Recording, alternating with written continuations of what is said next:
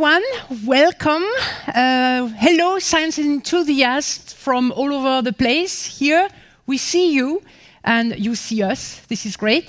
It's a pleasure to host today Time, Travel and Climate, Changing the Past to Fix the Future, or maybe the other way around, which is an event hosted by SAPEA, the Science Advice for Policy by European academies, as part of the Berlin Science Week, as you know.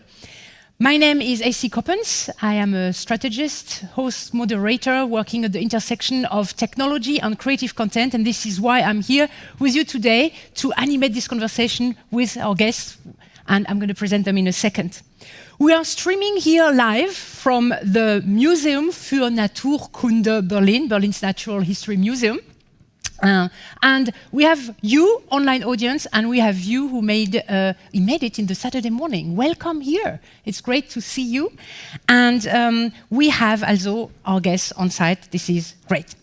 So maybe let me tell you a little bit more about SAPEA, so that you know, like, what is this?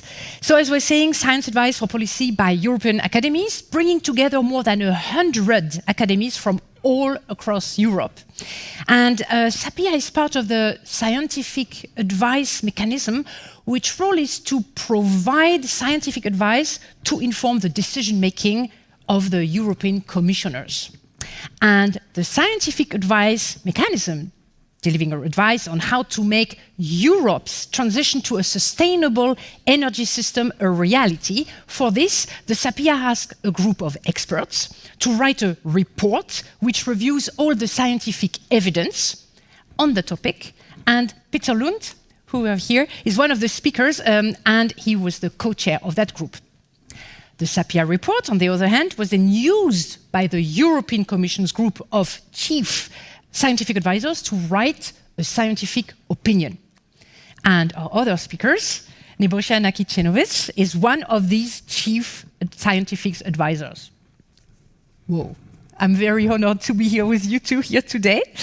And so these two documents, maybe we can even have the links in the chat or something. There are two documents, the evidence review report and the scientific opinion. And this is where we base on our events on, so to speak, on both documents. And they both go under the same title, A Systemic Approach to the Energy Transition in Europe. So that's it for the context, so that our audiences know why you're here today. I mean, you know why you're here today, because you wanted to go into a time capsule. I know that. We're going to get there in a second. Let me tell you how I'm going to structure this discussion today. So first of all, we're going to have these. I know you want to go to the time machine. So first we will go to the time machine and explore the imaginary, the future, and the past. We will spend something like 20 minutes on it. And after that, we will go to the reality and the solutions. And this is where you can ask really your questions. So in the first part, we will more have playful interaction with you, polls and etc. For those of you who are online, please, if you want to comment, you have to go through your Gmail account. You have to be logged in to make the comments. Otherwise, you can take part to the polls on YouTube. You know, that's not a problem. For you here, well, raise your hands. I will see you. You don't need so much tech to do it. This is more sustainable, and we will do it. So, first part, more polls, maybe a couple of questions, we will see. Second part, reality and solutions. We will go into the technology and into society, and we will explore, and you will have the opportunity to ask our speakers directly. And we will take more time, 25 minutes for the technology, 25 minutes for the society. Okay? So this is how we're going to structure the discussion today. But now, I mean, at least you want to know a little bit more about the speakers. So I turn to you. First, Peter Lund, welcome. A pleasure to have you here. Peter is professor on advanced energy system at Aalto University in Finland. And he works on future energy questions and technologies, having an interest in multidisciplinary approaches. He has chaired the advisory group Energy of the European Commission, the Energy Steering Panel of the European Academy Science Advisory Council, and, as I was saying before, the SAPEA Working Group on Europe's energy transition. Thank you. This is really great that you made it here today, Peter. And Nebojsa Nakicenovic he told me I may call him Naki to make it easier, and I will do that. Yeah, please. Naki, you are the deputy chair of the group of chief scientific advisors of the European Commission that I said before. You said I need not mention this, but I want to mention that he's the director of the world in 2050. I thought it could be interesting because we're going to travel with a time machine, you know. So this guy is an expert for sure because, well, you know, he's working on it. Because it is, it's a global research initiative, right, in support of successful implementation of the United Nations 2030 agenda. So you see 2030, 2050, we are in 2021, we're traveling already, right? And just also something to add, you are acting Director General of the International Institute for Applied System Analysis. Great, and welcome to you, Naki. Small correction, former. Oh, former, yes, sorry. I'm traveling in time too, I'm sorry for that. So, you know it now. We have the evidence review, SAPEA Peter, and we have the scientific opinion, advice of Naki, and, okay, it's not my style to put people into the box because they go beyond these labels, okay? So, welcome to all of you, and let's have a look now. How did we get into such a mess?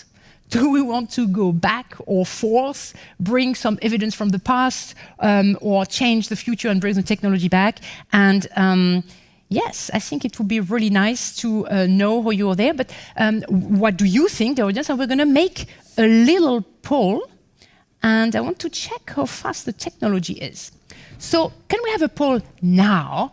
And I'm going to ask you, audience online, put this in your YouTube thing. If you had a time machine, would you go in the past or in the future? And I'm going to ask you here immediately, what about you? Who wants to go to the past? Let's count. Past. 1, 2, 3, 4, 5, 6, 7, 8, 9, 10, 11, 12, 13. Oh, that's only 2 people wanted to go to the future. Hold on, I'll re-ask the question. Who wants to go to the future? 1. There is someone who doesn't know where they want to go. Right, you want to stay in the present, right? Okay, that's fine with us, stay with us. We'll get you covered. Okay, so incredible majority of people here on location who want to go to the past. Okay, so this is wonderful. The YouTubers are not there yet, so we are between us. Okay. Well, that's really interesting. I would like to have you, first maybe Peter, to reflect from your perspective and your experience. What do you think? Why do they want to go to the past? What do you think? I think it's a very good question, and I think you can answer this question in many ways. If we think about humans, we live in time which always goes forward. This is how it goes. But if you think about learning, how we learn by looking back to the past, what happened. So both are important, and in a way, when you go back to the past, you already know what to do in a way, and you could fix things. Also, I think looking at the past, maybe we gain more time. We know that with climate change, there's not much time. So if we go to the future, maybe we can't catch what we should catch. So going back in time gives you more time also to fix the problems. Or a feeling of security because we think to know the past better? Yeah. Future may be tricky in the sense, I mean, if you go too far away to the future, maybe it's really too pessimistic. So you know about what happened in the past. There's no risks. Yes, if you go to the future, there may be a risk that everything went wrong. Okay. Or you bring something which wouldn't work in our time. Anyway, my heart, my soul ticks for the future because that's what I do in my work. Yeah, you would go there, right? Yeah, it's the future energy systems. I would have some bits and bolts which I would need, and I could fix some things now. So that's why, as a scientist, but I recognize really the importance by the trade-off between this, and I fully understand that people think past is important. I think it's a very, very rational, good choice. Indeed. Okay, good. So before we go to Naki, who of you is a scientist here? Okay. Who would like to be a scientist? Okay, well, this is shy. Well, I hope you will change your mind after this discussion at any case. So, Naki, what do you think? Why they chose the past or What's your point of view from your perspective? Yeah, thank you. I broadly agree with what Peter just said, but let me first say that I'm delighted to be here in this session, and in particular in this museum. I have exceedingly fond memories of the Natural History Museum here in Berlin. During the last decade, I served on the German government's Council on Global Change. And at the beginning, the offices were not ready, so the museum was kind enough to offer us the premises here for our meetings. So I spent quite a lot of time here, and I think that brings me to the time machine. In some ways, we can see this museum as a time machine. We see the history. We see the history, we see big disruptions, we see dying of species, the evolutionary process, and I think, as Peter said, the history, I think, teaches us what might happen in the future. I also work on the future. I work on the scenarios and pathways of what might happen and how we can achieve that. But I would argue that history is exceedingly important. And in some extent, let me just add this, not to take too much time, in some extent, past is also not completely certain. We always discover new things about the past, and so the past itself is an evolutionary process, and I think it helps us understand a little bit better where we might go into the future and how we might steer that. I mean, at the end of the day, it's all of us who will make the future happen together. Yeah, so you would go to the future? That's a tough question, actually. I really don't know. So you can make it. Yeah, I really don't know.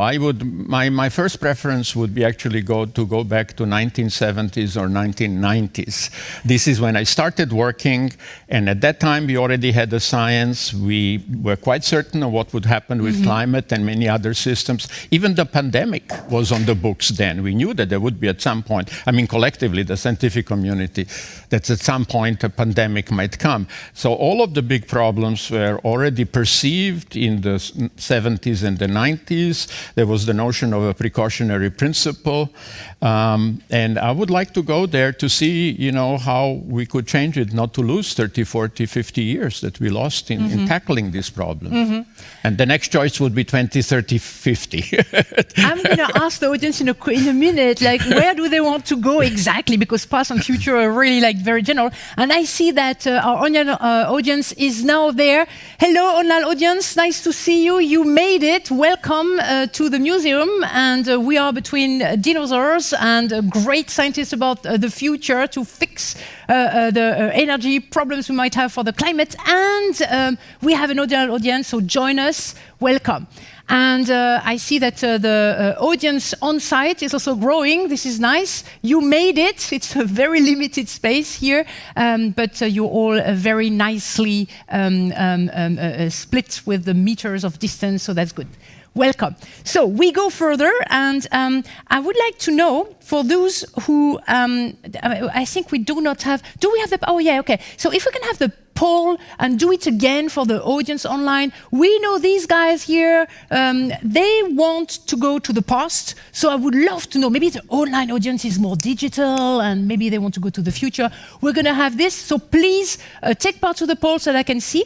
And I'm going to go on with you here and see. We have new persons, so who wants to go to the future? Let's see if we have new people wanting to go to the future. Who of you wants to go to the future? Okay. No one. Okay. One. Yeah. Oh, sorry. Okay. Oh, okay. Good. So, and tell me very briefly, what part of the future do you want to visit? 5 to 50 years, 50 to 100, or above 100 years? 5 to 50.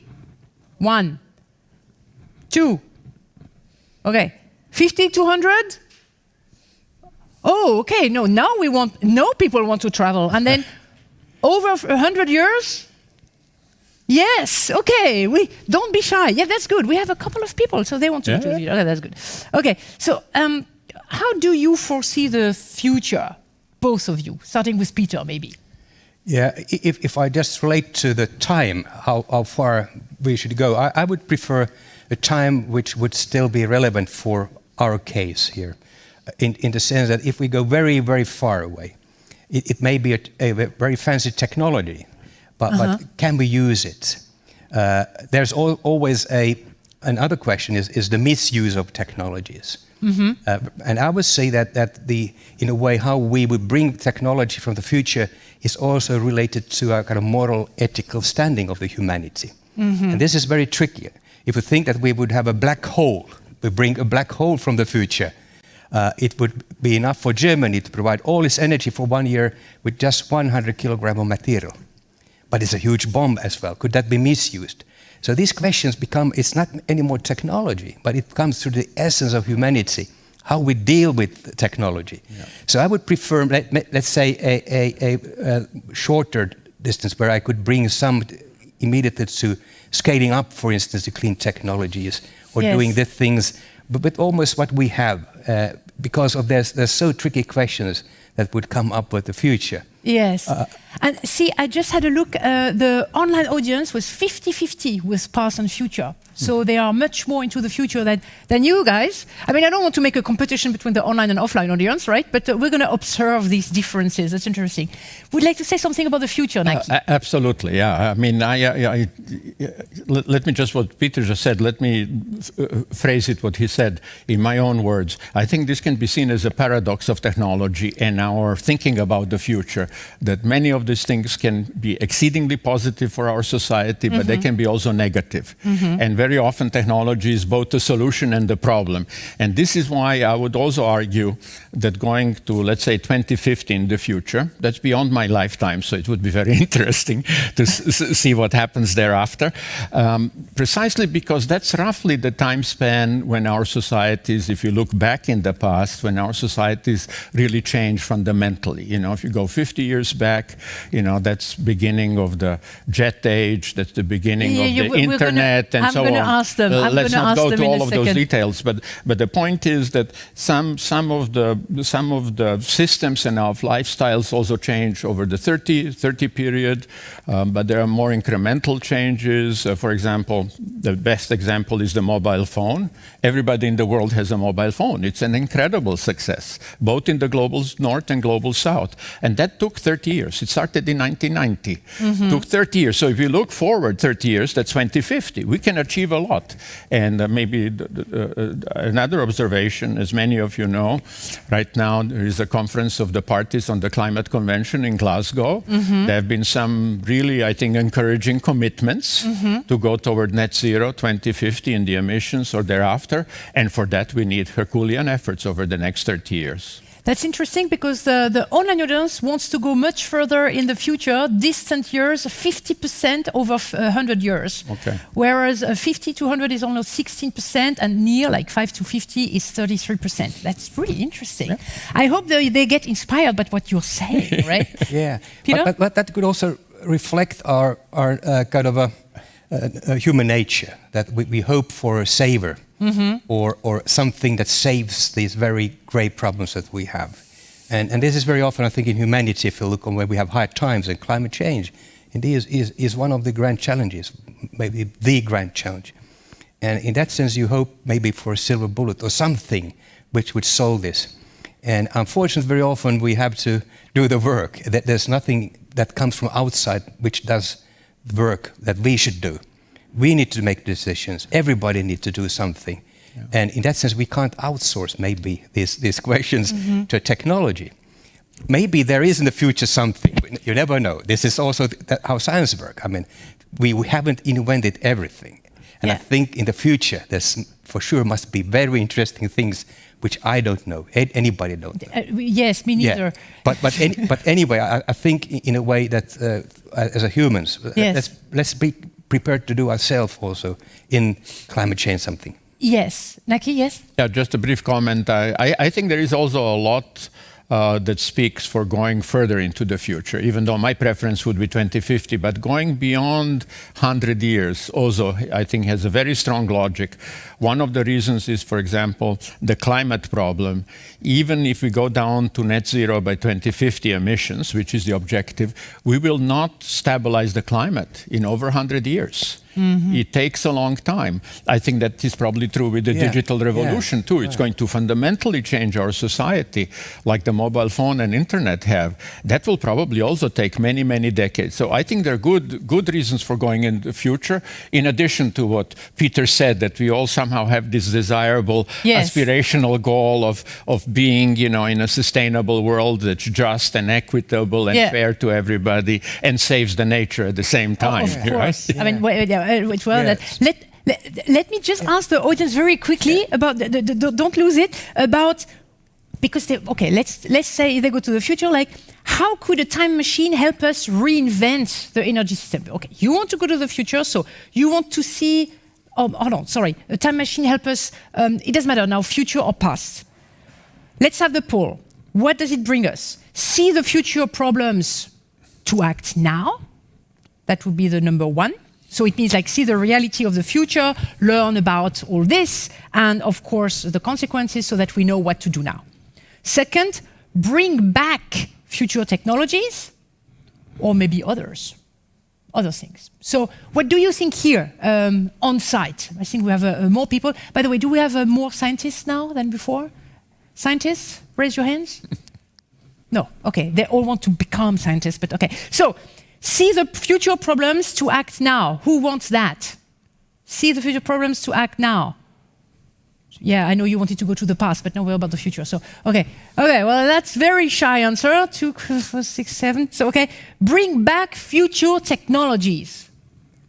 Yeah, they are more technology-oriented, it seems. Okay, good. And other comments? We're going to have the results of this poll in a second. And then I want to know, because I really want to see what they think about the past. They want it all to go to the past. And I want to, what you said, Naki, I want to go back also and ask them when exactly. But first we wait for the results of this thing. So we see it's not there is no great majority for, you don't know, right? That's the thing. I mean, who knows? What would you do? Would you bring back technologies yourself, or would you just simply like check what's happening and work on the consequences already today? Well, Naki? Yeah, my honest answer is, I don't think that's not possible in reality. Even if we could go into the future, it's simply not possible. So I think it's a nice concept to think about it. But I would argue that we have problems today. We don't need to go to the future. I mean, we know what the problems are. We have the pandemic, the real tragedy of the pandemic. Even though science has been great, we have vaccinations, but not everybody wants to be vaccinated. Right. We have the climate problem, lots of pledges to have the climate neutrality by 2050 and avoid the major crisis, and yet we don't know whether we will change our lifestyles, whether we will really behave in accordance to that, and maybe we go into those details. Thirdly, what I already mentioned, I think digital revolution also has huge dangers on privacy, but enormous potential benefits for the society, as we already see today during the pandemic. I mean, we have digital audience. Yes. This is quite something new. It's happening as we are speaking. So I would say, if you just mentioned those three problems, we have enough to do today, and I think we have to solve this today. And the future, this is the problem of going into the future. Future is indeterminate. It has many branching points. What would you bring to the present? So I would argue, let's try to think how to resolve these problems concretely in a practical way and choose the future that's desirable to us. That's a good one. I see the audience wants to learn about the future problems and solve them now, and I see the comments are coming now. The idea of the future is part of escapism, and it's starting. no, it's going to be fun. Okay, good. Peter, please. Yeah, I think both in a way, past and future, are so intriguing. And I think about, again, the question go to the past, in the sense that I think it would matter indeed. But the timing is important. Where to the past should we go? If you go to the wrong point, nobody cares. Nobody understands, maybe. I think we have enough information now that we know slightly about the future, what will happen if we don't act, for instance, now properly with the climate change. But I think the time point going to past is a point where we have strong social cohesion. And with social cohesion, I mean that we act as a mankind, not as nationalists or nations. We act as a mankind. And where can I find those time points? I think one is very often to huge catastrophes. We find those, like after the war, where the whole Europe was destroyed. Most of the world was destroyed. There was strong cohesion between populations to do something for the future. So I would go back to that 1945. It's the perfect moment now to ask, where do you want to go back? Sorry. Yeah. Yes, no, that's perfect. You make my transition. This is fantastic. I will continue. Peter, you can moderate with me next time. This is fantastic. Okay, so let's do the poll, online and offline. Let's see the questions. So, audiences, I see that you are going on comment. Let's concentrate on the poll now.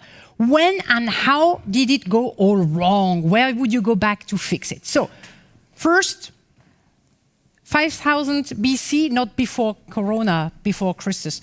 Money enters the stage. Second, Industrial Revolution.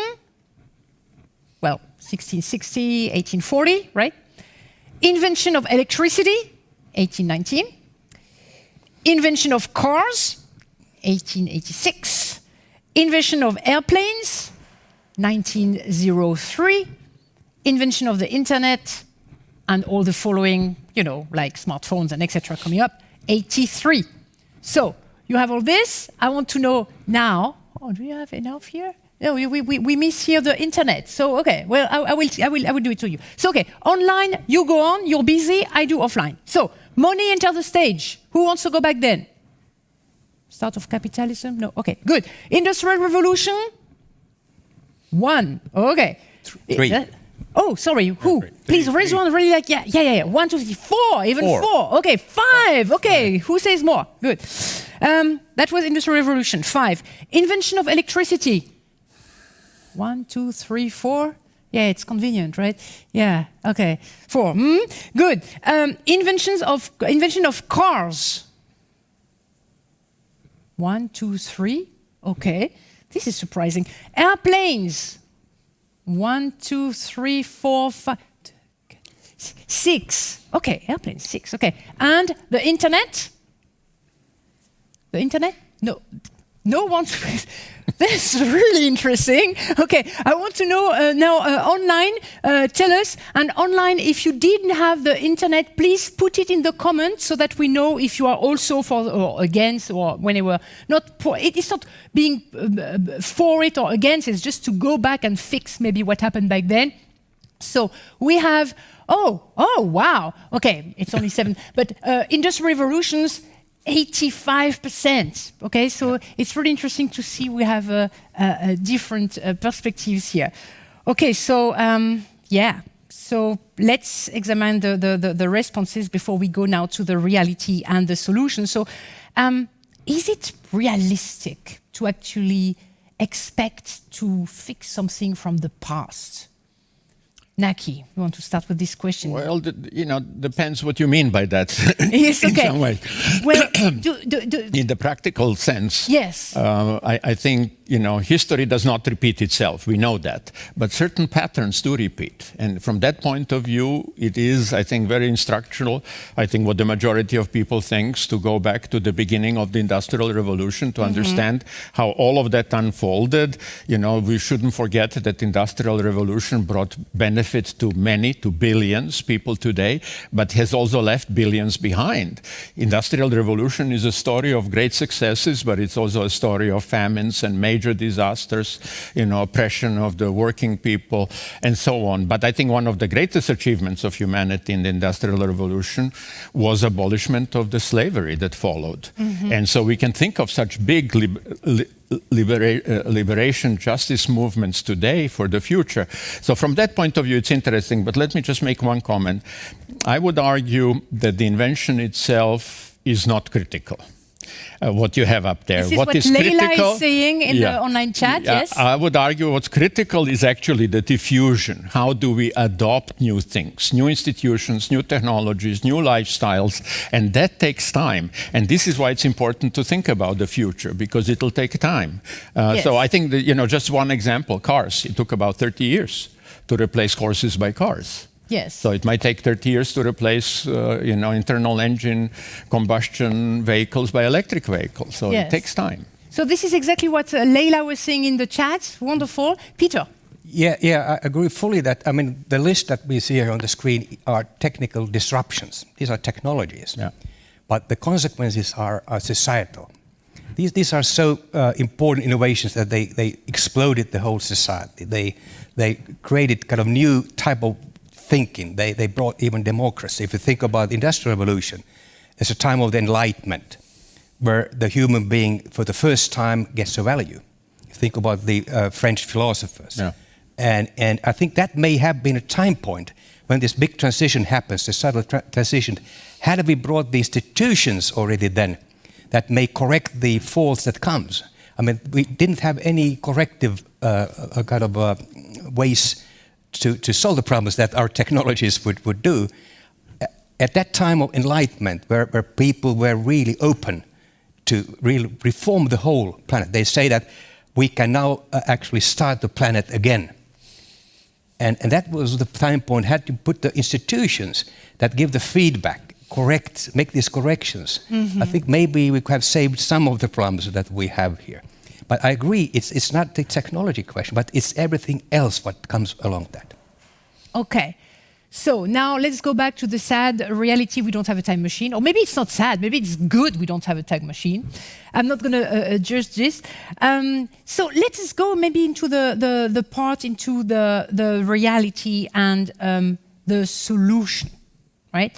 So how would that work? And I think that I was saying for those of you who came a little bit later, also online or offline, we will structure the discussion in two parts. The first part will be more about the technologies, the real technology, and please focus your questions on the technology. And the second part will be on society more. It doesn't mean it's not related, obviously, but we want to have these questions more organized into that way. And you made me the comment, Peter, to say, well, technology is made by humans and by society, and it is. You had a wonderful comment on this. You remember you were saying like, you cannot really separate the two, right? Yeah, I mean, technology is part of the human, let's say, intelligence. Yes. About the creativity that humans have, and why did we invent technologies is basically to improve our living conditions, which is not bad. But again, as Naki said, I mean, there's consequences. And this is important to take responsibility, not just to use technology, but we have to be responsible. And this is the question, is that we are very creative. And that's something that will not disappear before the mankind disappears. And that's a force that I think can solve these problems that we're talking about even today. So let us see. This is the part where I stop asking a little bit more. Maybe I want to give you the stage much more online or also here offline. And this is the moment where you can ask your question. So don't be shy. I know we have two very impressive scientists here on stage, really bright minds, but we all have bright minds and we want to know. And asking is never stupid. Asking is always good. So there are no stupid questions. Don't be shy and ask the questions where you're really interested. It is a unique opportunity to be here for you who are here in the museum with us. It's a unique opportunity, a unique encounter. So use it. And for you online, we don't forget you. We see you here. So, and I get your questions here on my phone at the same time. So you are totally with us. So ask your questions also. I will make the best I can to check the questions we have online. So to introduce this discussion, maybe to make it a little bit easier. So we said we do not have a time machine, and which technologies will help us to save the future, so to speak, to make a better future. What are outstanding examples? You can talk about different technologies and batteries and nuclear and whatever comes up. You can ask them because they will know. But maybe to start the conversation, like, do we have a question now? In case we have a question now. Okay. This is Saturday morning, but it is 11. It's a 11:15, right? You are kicking, right? Good. And online, just check. Oh, we have a question. This is great. Oh no, we have a comment from Mathurin Dovel. By growing in the past, could we massively scale its nuclear in the 90s and also invest more in renewables. Huh. Yeah, I mean, that's a comment. Technology, nuclear technology. Any questions about nuclear technology on this? Hold on, I would like to ask you to stand up, please, so that we can see you, the camera can see you, and you get a disinfected microphone. Yeah, I don't know. Is it okay with the mask? Can you? Yes, but please articulate well for us. Please. Sorry. So I was actually wondering, I don't know how technologists you guys are, but what do you think was the state of renewable in the 70s, basically when we could have started to tackle climate change? And would it have been possible to have the scale up that we have nowadays, or would we have had to rely on another technology?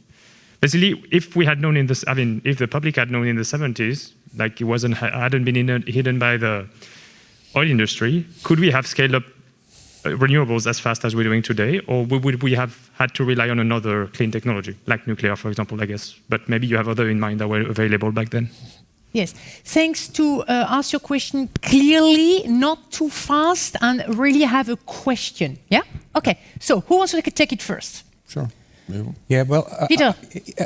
Technology evolution is complex. Technologies come like waves, and they go like waves. And very often when a new energy technology kind of pops up, you need to have the basic science already done there. You need the kind of all around, kind of a fertile ground where the technology comes out. Mm-hmm. And in that sense, I think we may perhaps slightly speed up some things, no question. But this kind of fundamental change that we would bring, let's say, some of our technology 100 years back, there's not the fertile ground. There's not enough knowledge, the science to do that. So unfortunately, we are very often kind of locked into something. But this question is maybe also, could we speed the lock out? We are locked into a technology because of the boundary conditions, because we are not able to do anything else. And what happened is at some point the new technologies may be mature enough to take off and take on the technologies of the old. And that's where the lockout becomes important, to let off from the old. And this is, I think, one of the dilemmas that some technologies just keep on going, even though we would have the better technologies to go on. That's part of more the social behavior side as well. So I think in that sense, when the technology is ripe, we could do something quicker, but the fundamental problem is always with the question that everything else around, science, infrastructures, need to be supporting technologies, need to be there that we can make the change. Mm-hmm. But again, it looks like that we have this kind of we call path dependencies, that the history goes into the future may be too long, and we could actually cut off it by decisions. I would like to also take a crack at this. I think that's an important question. I mean, arguably today we are at crossroads. The world is at a crossroads. I mean, we are at the junction. We have a possibility of going in a sustainable direction, but we also have a possibility of continuing the current trends that I think will lead us to a dead end in some ways. It would be a bad road to take. I think 70s, that was the question, was a similar situation 50 years ago, and that's when I started my professional life. So I remember very well all of these debates about nuclear, about the renewables. And so as Peter said, I mean, this is a very complex issue, but let me say and it's an evolutionary process. So with ups and downs and so on, experimentation, failure, success, and so on. This is why it takes time. But on renewables, you know, the challenge then in 1973, we have the energy crisis, serious energy crisis, even more energy price explosions than we have today. 79 was the culmination of that. And it was clear that renewables would be a part of the solution at that time. There was absolutely no doubt. I think there was a strong consensus with some, with some exceptions. But what would have been required for renewables to contribute more back then would have been determined and sustainable investments, and we didn't have that. One thing that we know about technological evolution is that the more you invest in technology, the better it becomes, the cheaper it becomes. Right. And that really only happened over the last 2 decades with renewables, with the new institutional arrangements, with quite lots of investment. But at the same time, let me say that the peak of investments was in 2017, not today. So the peak of investments is behind us. I mean, it's almost a paradox. And the good news is that the developing countries are investing quite a lot in the meantime in renewables. And there was a question about nuclear back then in the 70s. You know, there were so-called safe nuclear reactor designs that did not make it. They were not selected at the end of the day. The nuclear costs have exploded in the meantime.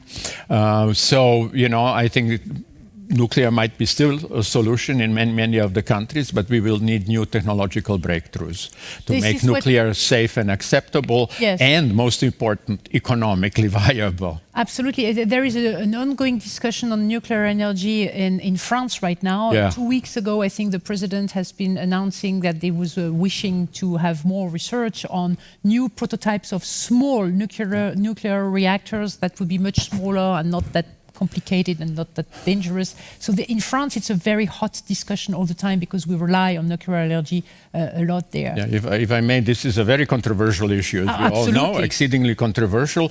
But, you know, in our scientific opinion that's based on the evidence review report of SAPEA to the Commission, we argue in one of the recommendations that this diversity in Europe can be also seen as a richness, not just as a controversial issue, but as a enrichment, because there will be different options and different solutions might work in different parts of Europe. That could be an idea of having a resilient approach on the way forward. But I hope that we will abandon what doesn't work and invest massively in what works. So that's how I see this crossroads that I was talking about. We have a question also from online. I just want to check before the person precise the question, maybe. Any other question from the offline audience here?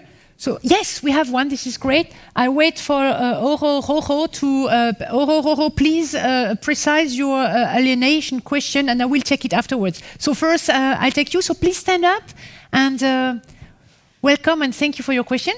Thank you so much for speaking with us today. My question's about dual-use technologies, which you were talking about before. And I'm just curious to hear more about what you think scientists and regulators' roles might be in terms of development, but at the same time, regulation of them. So because everything has potential for good and risk, what do you see as these different stakeholders' roles? Peter, well, start. This is a very good question. In particular, if we think about the magnitude of the change that we need now in energy, for instance, and going to sustainable energy. So we move from a technological change actually to a societal change. Most of our legislation, regulation that we typically have in our countries, they support the present technology, or let's say the past technologies already. We needed regulation and laws that the old technologies could work. And now when we bring the new technologies, which may have quite different characteristics, are not like the old technologies. So our old regulation and old laws may not work with that. They may be even a barrier against the new technologies. So in that sense, we need to update our institutions. I mean with institutions, legislation, regulation, standards, norms, so that the new technologies can come in. And therefore, the legislative part of the transition becomes very, very important. I think Europe is proceeding to the Green Deal now, to that point where we really start to form our legislation so that that becomes optimal for the new technologies to come in. Regulation will be always important in some sense. I mean, the free market most likely will not take care. We need regulation. Even though we would have carbon pricing, which is an important mechanism, there's still kind of black spots where that doesn't work, so we need a regulation there too. So there's a combination. We have technologies, we have the regulation and policies, and of course the social behavior, which we may talk slightly later on. So this is a kind of a combination of elements which need to work together as a whole.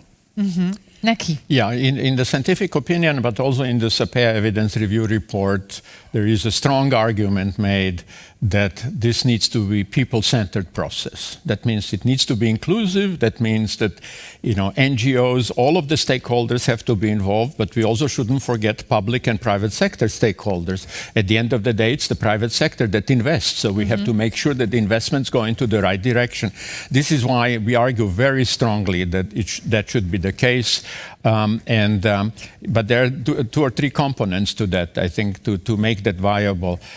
One component is that I'm afraid we are talking about really disruptive change. If you are going to achieve the European Green Deal, it's not going to be smooth. It's going to be disruptive. That means some people will be left behind. We already see today with the explosion of energy prices that there are many energy poors in Europe, maybe on the order of 30, perhaps even 50 million people.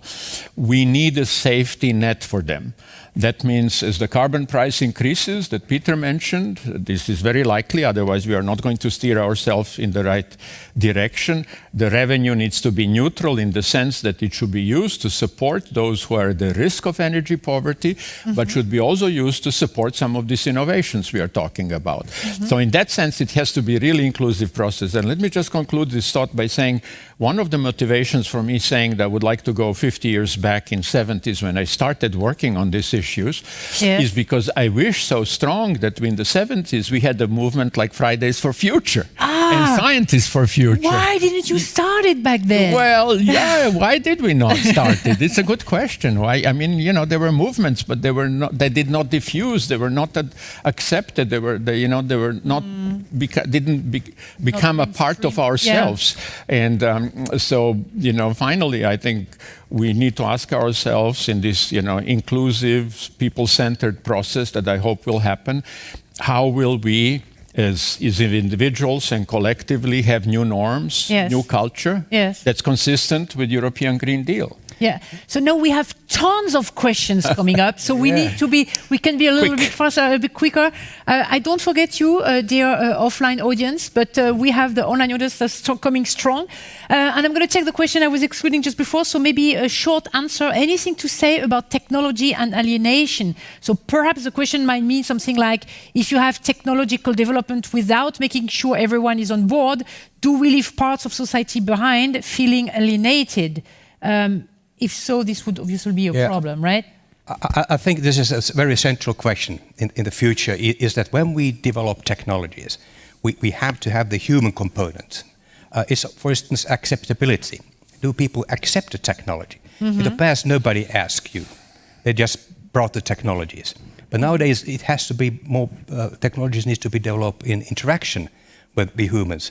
And I think you are the best experts to judge, is this suitable, this technology? Yes. So it means that from very top down, we need to come more to the bottom up type of approaches. Okay. So you have to combine scientifically social science and technology much more, as Naki said, that it's really people-centered. That brings also to the question of justice, which is so important. This transition we're speaking about, it should not be unjust. Everybody has to be kept on board, not just in Europe. I mean, Europe is less than 10% of the emissions globally. 90% is elsewhere. 60% of the emissions are in Asia, in countries which are struggling to get a better living standard. So we need also to think more globally about justice globally. And maybe rich nations like European Union need to be part of that development to help the less favored countries to go more sustainable. Okay. Yeah. Quick, because we have so many questions coming now. This explains actually why the diffusion process takes such a long time. You have to bring everybody on board. Sometimes things don't get accepted. There are failures. When they're accepted, everybody needs to be on board. And I think a good example we have today is the great scientific success of having vaccination against COVID. But many people don't want to vaccinate. So we don't know. It's indeterminate. We don't know what will happen. Will we win the pandemic because everybody will eventually be infected, or because everybody will be eventually protected? We don't know. We will have this discussion in a year probably, so note it or something. But no, I see that the person who has a question about alienation has a comment on this, which is bringing the question in another direction. We're going to keep it at the transition to society, so stay tuned. I have another question. What technologies do you think are ripe, in quotes, to break through and change the world in the next 30 years? That's a good question. I want to know too. Yeah. Well, as I like very much technologies and work with that, there are very interesting technologies coming on based on scientific discoveries, in particular materials and other fields, which are, let's say, ripe in the laboratories, but needs soon to be brought on the market. And one is to combine solar energy and fuel production. We call it solar fuels, where we use, which are actually coping with the circular economy, using materials which are abundant. Everybody have those technologies, and basically it's about combining air, water, sun, and supercatalysts. So with those elements, what we have free everywhere, air, water, sun, and then we need the magic ingredients, so to say. We can make fuels, we can make chemicals, fertilizers, everything what society needs. And it's totally closed cycle, circular economy. And that would be the super technology which I would go to the future to look on. Would that come? There's a few things that we do it already in laboratories, and it's in the next 30 years, as the question is. I think if we speed that technology, and I know that Helmholtz in Germany doing much work in this, this could be a breakthrough technology. Again, it may take time. Let's be patient. As Naki said, the diffusion process is long. But there's a lot of hope as well to have this kind of people's technology for the people, and which would be harmless, so to say, for everybody and environment. Okay, Naki, another aspect? First of all, I would encourage everybody to look at the two reports, because we describe the portfolio of technologies, both what can be done immediately and what's breakthrough in 10 years or so. And I think we have the link in the I hope of the reports. We'll have the link in the comments again for those who came a little bit later. Yes. So it's clear, zero carbon energy sources like renewables, electrification of the world. We need to go electric. But I think, and Peter has mentioned those, so I will not repeat it, but I think there is another important area, since we talk about inclusiveness, is what are we going to, as consumers, to do? I think that's going to be the biggest issue. Yes. Will we replace our oil and natural gas heating with heat pumps? Will we all drive electric cars? Or even better, will we use public transport and bicycles and walking? Yes. Just to mention a couple of examples. Will we have hydrogen aircraft and hydrogen ships in the future? This is all a part of a portfolio. These are more disruptive technologies, probably to start entering the market in about 10 years. And then I think the big unknown is what the digital revolution will do. I think this is a real big thing. One could even say, it has started with the pandemic. We are going into the virtual world, enhanced reality through internet and other digital technologies. But on going towards zero emissions, that's going to be a very important part of the equation. At the same time, lurking with some dangers like privacy, misinformation, and so on. So it's a long story. I just wanted to mention that what is very close to us, technologies that are closest to us, are quite important. And those are the ones that will actually steer the nature of the energy system. Other systems like recycling. You cannot have circular economy if we don't recycle ourselves. Yes. It's simply not possible. But we have to protect the nature. We have to reserve the materials. We have to use, let's say, urban mining and the materials that are in the system in order to decouple ourselves from negative environmental impacts. We published a UNEP report earlier this year that we called Making Peace with Nature. That's what we... Making peace with nature. So we have to make peace with ourselves, and we have to make peace with the nature. That's a very good one, very good title. But I think what is important, like you said, that the magnitude of the change, it's like the Industrial Revolution in the 18th century. And that's a challenge. We need, there's not one single bullet. Though I like the solar fuels, but there's many technologies which you need together. And we have technologies, and then we need the glue between that. The glue may be energy storage, digitalization. And this architecture of energy will change so fundamentally. And Yes. that makes the huge societal also change that we have. This is good because you introduced the next question. You were a really great moderator. So what's a past technology we stopped using or that is underdeveloped but can be a better option, eco-friendly? Is there any past technology we stopped using or which is still underdeveloped? Yeah, so I mean, let me share something that I think you're all aware, and you mentioned that the cars came in 1900, 1903, Yeah. let's say. Don't forget, at that time we had very environmentally friendly cars. We had electric cars, and it was not even clear whether the internal combustion will win the game or electricity. And so we are returning a century later to the same technology that has been stopped in the embryonic footsteps of innovation. It's just as an example. Yes. Of course, renewable energy was even in pre-industrial times.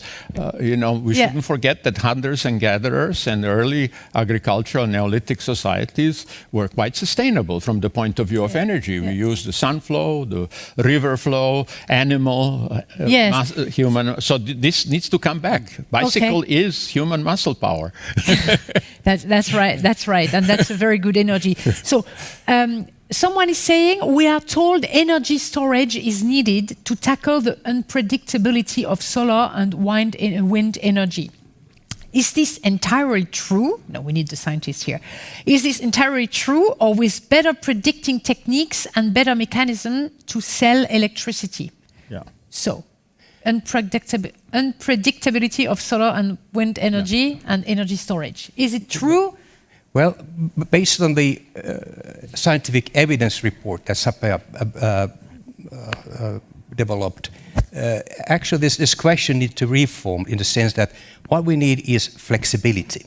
Not just energy storage, but that may be part of demand response, where digitalization comes from, that if the demand and supply of energy is not in balance, we could do some small tricks, just reduce the demand for 1 hour, half an hour that is in balance. So if we don't have the wind, we could slightly smooth that. We may have also kind of a smart charging of electric vehicles, this electrification, which Naki talked about, that we electrify not just the electric sector, but we use electricity from solar and wind also for mobility, for heating houses. Actually, most of the energy that we need in Germany, for instance, is for heating. More than 60% of the energy goes for heating. That's where we could use electricity and heat pumps very effectively. So this kind of sector coupling may be one way actually to go around the question of mismatch. No solar. But again, going slightly forward in time, we see that energy storage definitely will become important. And in particular now when the transportation is getting electrified. Typically the batteries in your cars they live for about 10 years. After 10 years, the battery capacity has come down to 70%, so you wouldn't use in a car. But these batteries are excellent still for energy storage, for solar and wind. And we expect, and that was also mentioned in the SAPEA report, that by 2035, 2030, we could have kind of a second life batteries from the cars coming, putting in the solar and wind, which represents about 10-15% of the peak demand of whole Europe. So this is also how the logistics will work. So we wouldn't need just building batteries for solar and wind, but just use the scrap from the electric vehicles. Use sector coupling, demand side response, a magnitude of things that we already have, which needs organizational issues, how we organize, how the regulation works. There's no incentives nowadays. We don't have proper regulation that gives a market signal. If we have those in place, this huge family of flexibility technologies, regulation, market signals, I don't see a problem as a scientist in this mismatch question. So you were saying a bit earlier, because I just need to check also, like they are doing strong here online. So if you have questions, make yourself visible. I will have a look. I see that there is a question coming. I just need to ask another last question here. Actually, no, you are first. Okay, first of all, my question is about nuclear. Do you think that without disasters such as Chernobyl, like, you know how RBMK reactors, like in the past, they have been disasters. if those big disasters in history never happened, do you think that we could, that basically nuclear technology could have gotten very big in the world, and we could very, very easily reach renewable energy in our current state right now? And second of all, my question is more about the risk of new technologies with energy, especially.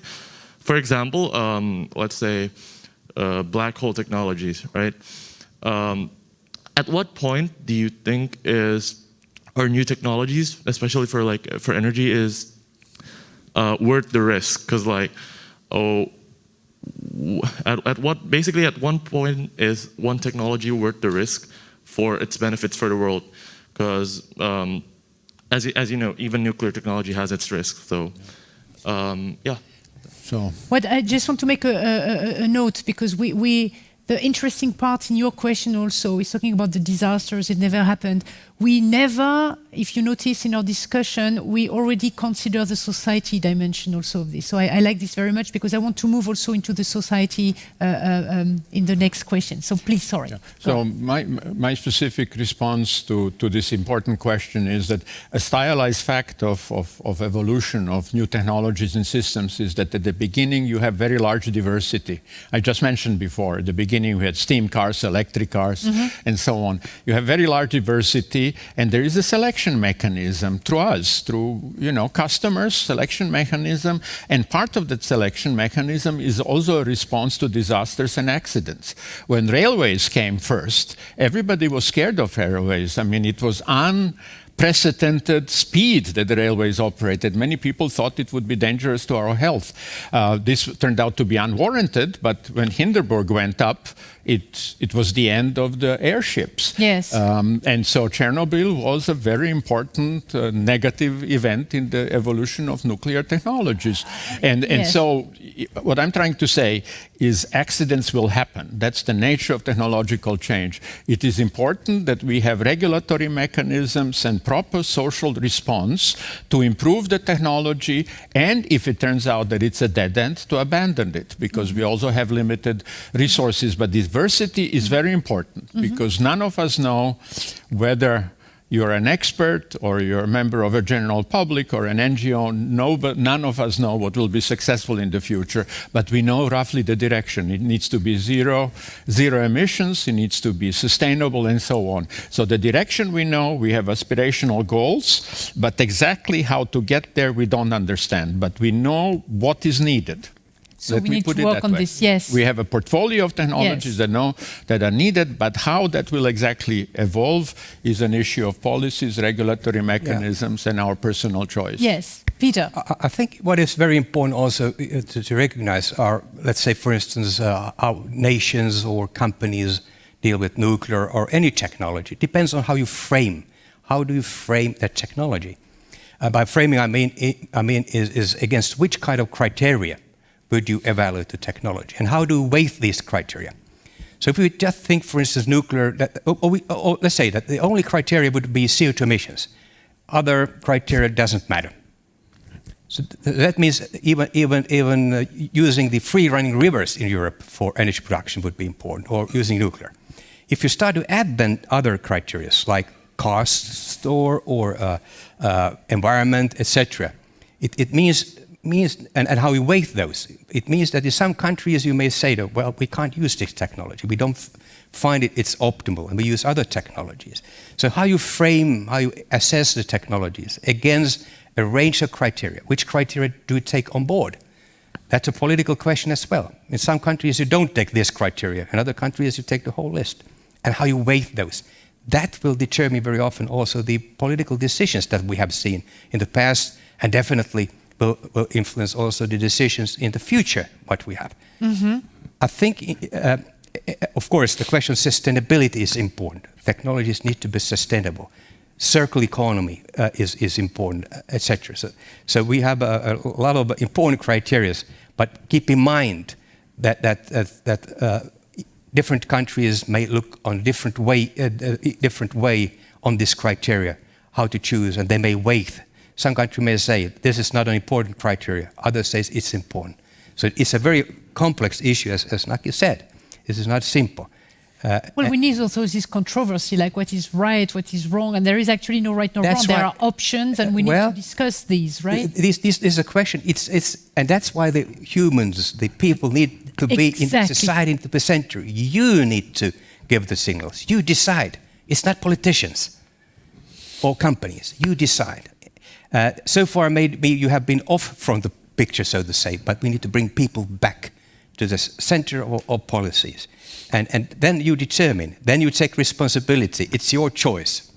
So this is a very important comment. Thank you so much, Peter. I think there was a second question here at the back.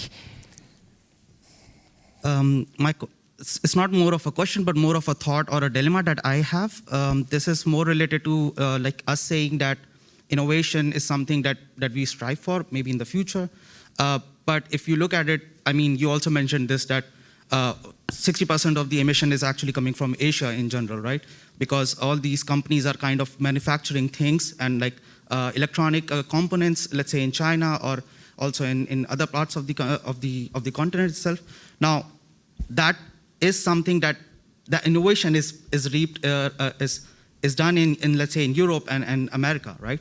So that innovation is coming with a price. This is why, let's say, the countries are kind of generating so much of carbon emission in this case. So I'm more interested to understand your thought process, like from the scientific prospect, like when we talk about innovation, how does that kind of like also work with the society in general right now? Because it is taking us 2 steps forward, but it's also bringing us a step back. Yeah. So, Naki? you know, I think when you look at the innovation process, especially toward net zero carbon, one can say that there is, innovation pull and innovation push. Push comes from the scientific communities, from the research, science, innovation, and pull comes from the society. Now, I think it is for the pull, it's very important to have a vision, long-term vision, accompanied with the short-term action plans. And some of you might be aware that we in Europe have something like that. It's called Fit for 55 package that was legislated back in June. The reason why it's called 55, Fit for 55, is that it foresees by 2030 a 55% reduction in the emissions in Europe, and by 2050 carbon neutrality. This is exceedingly important because it's a legislation. It's not just hypothetical promise. Now, at the Conference of the Parties in Glasgow, you have seen in the news, many of you, US is clearly committed to that already as well with the Biden administration. China has committed to carbon neutrality by 2060, Japan by 2050, Russia by 2050, and now the big news is India by 2070. So, there are some reasons to be optimistic. But maybe as a part of response to your question, so we have all of these promises and pledges, but now we need a plan. And I hope that our 2 reports are part of that plan. I would not call it central planning, definitely not, but something like a roadmap, how to get from here, there, and in particular, what to do in the short term. And just to illustrate, because I know I'm aware of the lateness of time, let me just make one sentence. To illustrate how important that is, the Nobel Prize winner Kuznets, in one talk in Vienna a few years ago, he said, not having a plan is also a plan, but not a good one. So we better work collectively on a good plan. That's very good. Excellent. Peter, your take on this. Yeah, I think the question about innovation, all in all, is extremely important. As we know that somebody has once said that about 80% of our welfare comes from innovation. And I think the emerging economies, I don't like the word emerging economies because it makes us so centric here in Europe. But many countries, like in Asia, what it would be important is to strengthen their innovation system. There's a lot of talent in Africa, in Asia, in Latin America, and so on, which is unused. To use that potential, that also for innovations, which are driven by the needs of these countries. I could envision that wind energy and solar would even look slightly different, actually, if going into the technology based on the needs of these countries. So strengthening the system, their capabilities to come along would be very important. Very important signal from the reports that we've done is also that the new technologies will create job opportunities. We need jobs, people need work. and that's in a way enhances the whole societies. In that sense, I think we need to, in some way, have a feeling that we need to move from a European, let's say, Western world-centric thinking to much more global, to understand that the climate change is not a problem here in Germany or Finland, where I come from. It's a global problem. A global problem is a global solution, and it needs bridging between countries. Now we see much isolation, this kind of superpowers becoming isolated. We need much more to bridge them, and also to bridge the questions that we have in emerging economies. That is the challenge, that we unite more globally. This is great because you make the transition to the next question, which is, even if we need to think about solutions globally, is it possible to adapt each solution to every political, climatic, and social context? Yeah, I would say yes and no. I mean, there is no unique. So, general purpose technologies, many of the end-use technologies we discussed, from the heat pump to the photovoltaic cells to electric vehicles, electric buses, electric public transport, and so on, they are applicable almost everywhere. They're kind of universal technologies. Then infrastructure. We need electric infrastructures. We talked about storage before. Mm-hmm. Hydrogen might become an important carrier of energy as well as the storage. So these are generic, but local content will be fundamentally different. And I've mentioned before, I think that's part of the richness and the resilience. Some countries have hydropowers, other countries might have nuclear. In country where I live, nuclear is forbidden by constitution, so we will not see it. Yeah, well, only across our borders, not in Austria. I live in Austria. Yeah. So there will be regional solutions, local solutions. I think we shouldn't just even think at the country level. We have to think about community level. And frankly, we have to think about the family level as well. I wish that some of these issues we are discussing here are also a subject at the dinner table when the family meets on the weekend or whatever. I think we need to develop, as I said before, culture and the new norms about how to adopt these new systems, how that they can become an internal part of ourselves, and it has to be inclusive and universal process. But I think it's not going to be homogeneous, there is no doubt. Mm-hmm. Some things will be similar that I mentioned, others will be very content specific. Let me just give you an example. Urban areas will be fundamentally different from the countryside. There is absolutely no doubt. You need different measures. And tropical countries will need different and have different resources than the Nordic countries. So the sentence, the claim, think global, act local, will still be, You need both. You need bottom-up and the top-down. We need top-down vision and goals and roadmaps, I hope, but we need locally specific action that also supports entrepreneurial activity, supports the peace with the nature, as I said, at all levels. So we need both. Yeah. Diversity is the answer. Yeah, I think what Naki said is really the way to go, no question. And indeed, our cultural differences are there, which we need to respect. I mean, in that sense, the technologies need adoption to the local conditions. But I would be interested to see also more technologies coming from the non-European countries, in a way, and have the let's say, the creative potential of these wonderful countries to be part of that and bring solutions which we may not have because of our more siloed thinking, as we do very often, to see some new progress. For instance, the digital technologies, digitalization, where you just look on the bits and you make kind of artificial intelligence, etc. There's a range of very complex areas, but I think a more kind of a global outreach and global input may be very interesting. But indeed, think global, act global. That's the way to go. Okay, so this is also what I heard a while ago. So I have two questions which are more also into the societal dimensions. The first one is, who will pay for an effective transition? Well, I guess all of us, right? Yeah. Well, any further thoughts on this? Yeah, I think very often we hope that it's the neighbor who pays. But I think it's important now to keep in mind that everybody needs to pay. And here comes the question about the just transition. If I'm a well-doing person, in a way, I would need to change my lifestyle. I just pay the carbon tax or whatever. But if you're not doing well, you're a poor person, you can't afford. And that new regulation hits the weakest in the society. And that's where is the big question. It's a moral, ethical question. We come to the essence of all philosophies, all religions, is that the stronger need to take more responsibility than the weaker. And this, I think, is the essence of the whole climate change. Without being religious or whatever, but is the way that those who have more need to be more active. And in our societies, I think it's going the other way around sometimes when we look how the richness is concentrating.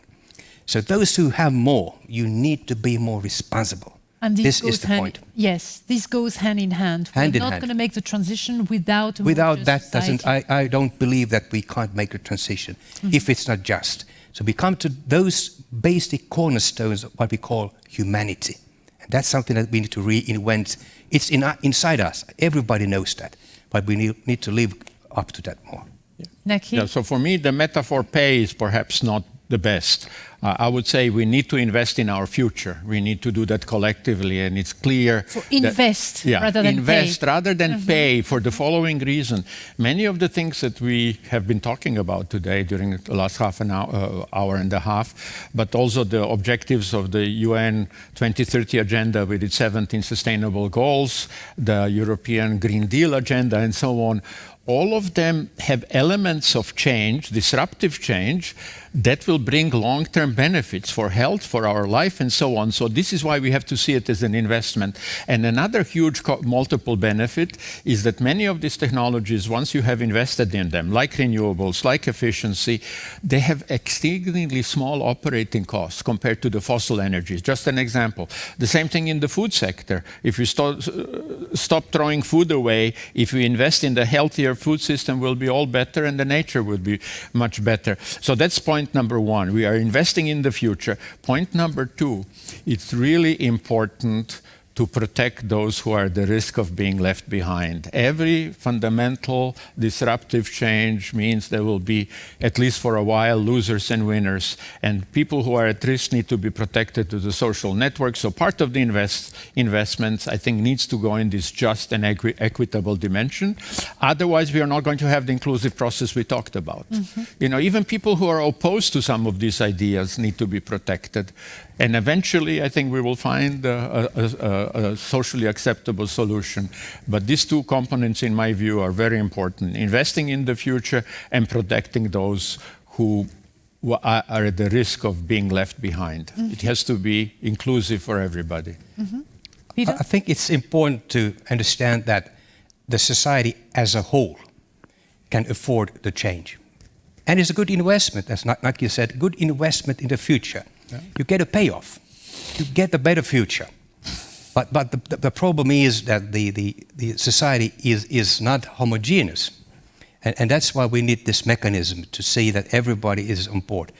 As I have lectures in my university on the future of energy, we sometimes calculate how much would it cost for each one to make the change. Let's tomorrow change the world and zero carbon. It would cost you about per person per day, 1 cup of coffee. So 1 cappuccino less a day. And that's done. Then we look worldwide. What does it mean, 1 cup of cappuccino for me? It means for me better health, no question. But that's not a money problem. But let's take a farmer in Africa. It's more than half of his daily living. So how on earth could a poor farmer in Asia or Africa be able to invest? So that's why we need to act as a society. The whole society can afford well. And we don't even observe that money. So it's also an important mindset. And to understand this is an investment that we need to do, and everybody will gain. It's a win-win for everybody. Okay. We are checking if we have another question here. We have another question. I still keep the one of Rojo for later. Yes? Here in the middle, the young lady with the pink mask. Is it pink? Right. It is, yes. Okay. Thank you. I have a question connecting to this point of, I guess, diversity of people around the world, but also incentive structures. And I think, Dr. Lund, you brought this up before, which is if we're functioning with such short-term incentive structures, so for the corporate stakeholders on the scale of quarters or even political groups, administrations change, how do we build systems towards long-term change that are, one, just for that global population, but also resilient to changes on those short-term scales, because the incentives aren't long-term. Peter, you want to take it first? I think this is a good question. As everybody knows, the let's say the time scale of thinking of politicians is about the next election, and that's it. And that's why I think it's very important that we have this kind of meetings like the COP26 in Glasgow, where the nations, not the politicians, but nations, they commit themselves for a long-term plan, that we have a framework. That's why it's important that this climate change mitigation goes into the law of the country, which is not changed every second year or third year. So there has to be more fundamental kind of, let's say, instruments, I think. And in case of Finland, for instance, we will have a law that enforces any government to move forward carbon neutrality, and I think many other countries do. So that making the let's say the mechanism framework irrespective of the politicians who come and go and may have personal interest is important. This is a very simple answer to a very good complex question, but I think those two elements have the global framework which enforces everybody. I mean, when your neighbor does something, neighbor country, I mean, most likely you will do something. So the more we get to the Paris Agreement countries, the more it will push forward. But then you need to embed this into your local legislation. And a law is a quite strong measure, I think. Mm-hmm. Yeah, I also see two dimensions to this incredibly complex challenge that you formed as a question. I think one dimension is this long-term vis-a-vis short-term. And there is no doubt that we need an inclusive, universal long-term vision. We have to agree on where we want to go, and then in the short term, think about what are the steps to go in the right direction of achieving those goals. So I think we need short-term roadmaps that are flexible, adaptable, that would all hopefully lead to the long-term goals and not block that future. But the second dimension, I think, is what we discussed before, is the diversity.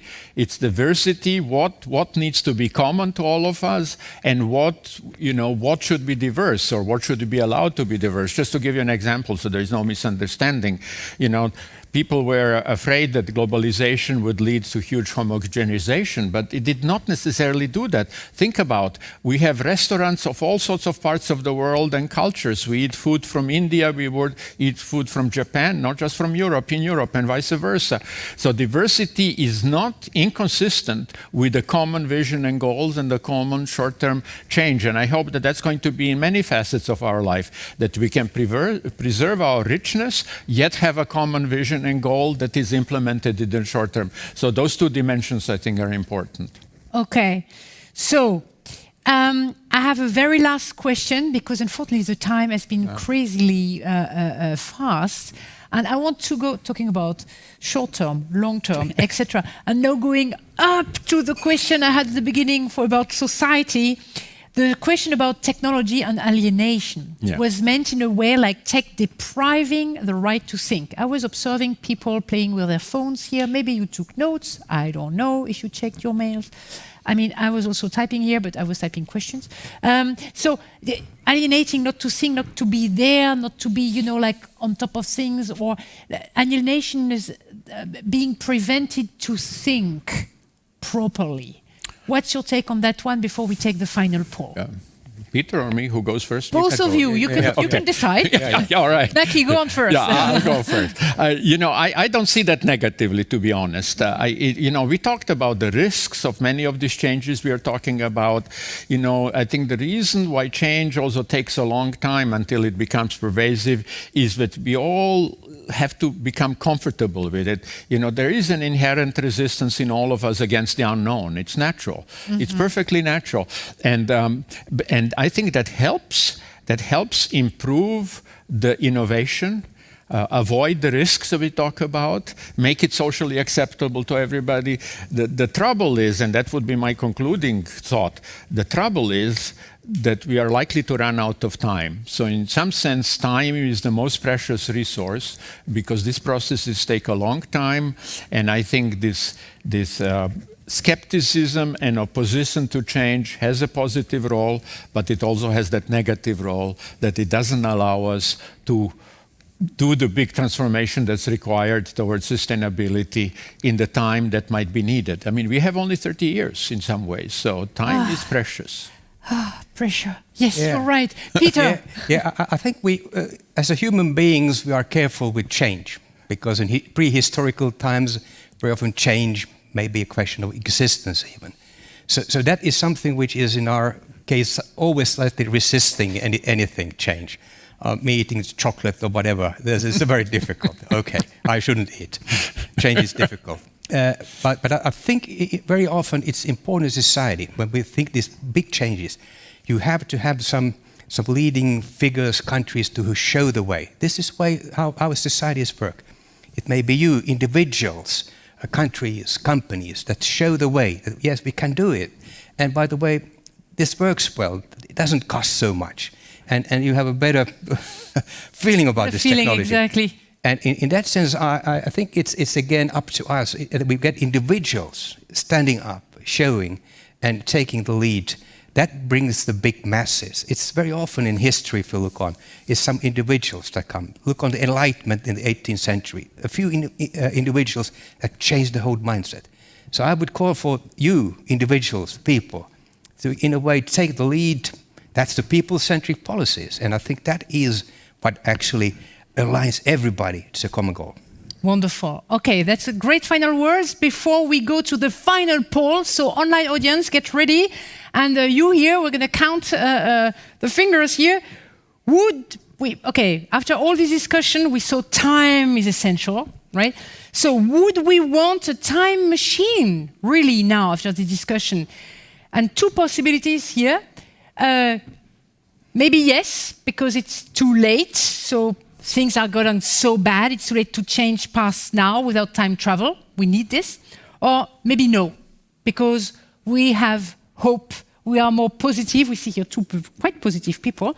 I didn't tell my personal opinion on this, by the way, but okay. So maybe no, we have hope because there are so many positive things to come out of this experience, and if we can manage it, we will manage it. We will manage redistribution of wealth, future sustainability. So maybe yes or maybe no. You said I didn't put yes or no. Maybe yes, rather yes, maybe no, rather no. So who is for yes? Yes, it's too late. 1, 2, 3, 4. Okay, well, okay. Don't tell. So maybe no. So do we have any people? Maybe no. I want to see that it is really like, it's a vast majority, I would say at least like 80, 90%. So let's have a look at online in a second. Yes, we will, yes, it's too late otherwise, or maybe we can still fix things, right? So go on online and see if you have the same message here. Otherwise, I take the time now to, maybe we can still fix things. That's interesting. We have, quite a similar proportion, like 66, well, 2/3. Yeah, well, okay, I'm not a scientist, okay, so I'm not going to count exactly, but it gives a good solution. And no, 71, it's still moving. It's still moving, 71, see, okay, good, we have one voice more. So, I hope you had a good time with the time capsule here and explore what we could do. If I recap what the Bright might say, I don't go into the technological detail because I take from this conversation, we are responsible. We have it into our hands, right? We need to work on a just society, more just society. We need to work also on this diversity and inclusiveness because this goes hand in hand with the innovation and a better revolution for the energetic change, so to speak. And time is the most precious resource. So even if we need to be careful with change, or we are careful with change, we need to take the lead. I hope this is the invitation for not only today, the next days, and for life. Thank you very much to all of you to have been here with us. Thanks to the tech team in the background. Thanks to SAPEA for inviting us for this wonderful discussion. It has been an honor and a privilege for me to lead this discussion with you guys. Fantastic. Thank you. And I know you met 30 years ago. Yeah, correct. Yeah. So that's also time travel here. That's part of the time machine. Yes, exactly. So now you can go and we believe in time machine. Actually, science is the time machine. Maybe sometimes malfunction, but it's there, and SAPEA is part of that time machine. Okay, that's great. Thank you so much. Thank you very much, and have a great day. Thank you.